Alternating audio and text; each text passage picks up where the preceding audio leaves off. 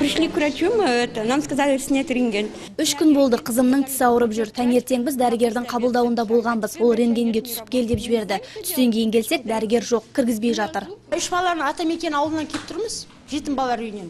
Біз қайқа келмейтінбіз, басқа баратын жер жоқ. Тістер ауырып келеді бүгін. Сол енді мына жабылуына біз қарсымыз.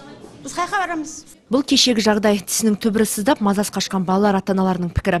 Өйткені стоматология қызметкерлері тек аса ауыр халде келген балаларды ғана қабылдаған. Дәрігерлерді облыстық стоматологияның қайта құрылғаннан кейінгі тағдыр алаңдатып отыр. Это наш второй дом, наша вторая семья. Бұл жер біздің екінші үйіміз, екінші отбасымыз сияқты. Бізге барлығын жан-жақты түсіндіріп берсе ғой. Әйтпесе төбемізден жай түскендей. Орнымыз сақталады деп отыр, бірақ 100% кепілдік жоқ. Уведомление они не дали. Месяц вперед должны ждать. Бізге бір ай бұрын ескерту керек еді. Барлығымыздың мойнымызда несие бар, балаларымыз бар, ұжымда жалғыз басты аналар да бар.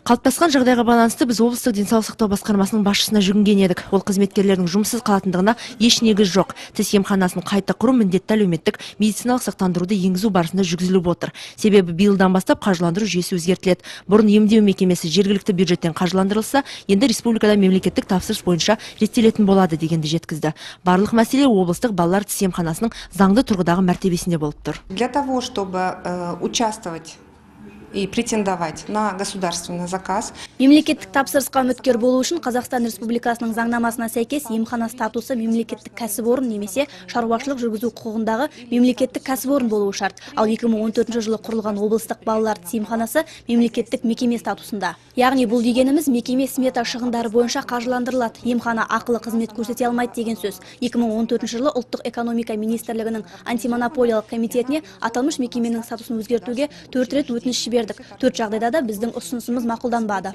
Емхананы облыстық диагностикалық орталығының құрамына енгізу туралы шешім барлық мектептердегі стоматологиялық желілер мен жалпы облыс бойынша стоматологиялық қызметті сақтап қалу үшін және мемлекеттік тапсырысты алу үшін қабылданып отыр. Мы гарантируем всем 158 работникам. Біз барлық 158 қызметкерге жұмыс орны сақталады деп уәде етеміз. Стоматология ғимараты өзгермейді, сол жерде қалады. Биыл мекеменің материалдық техникалық базасын жаңғыртуға жергілікті бюджеттен қомақты қаржы бөлінген. Емхана қызметкерлерінің облыстық диагностикалық орталығының штатына шұғыл енгізу осы жылдың 3 ақпанында балалар тісін емдеу лицензиясын алумен тығыз байланысты. Ал тиісті жалақы мемлекеттік тапсырысты қабылдағаннан кейін барып төленетін болады. Меруерт Мұқашева, Кристина Алмасқызы, Төрехан Қожахметов, Қазақстан, Қызылорда телеарнасы.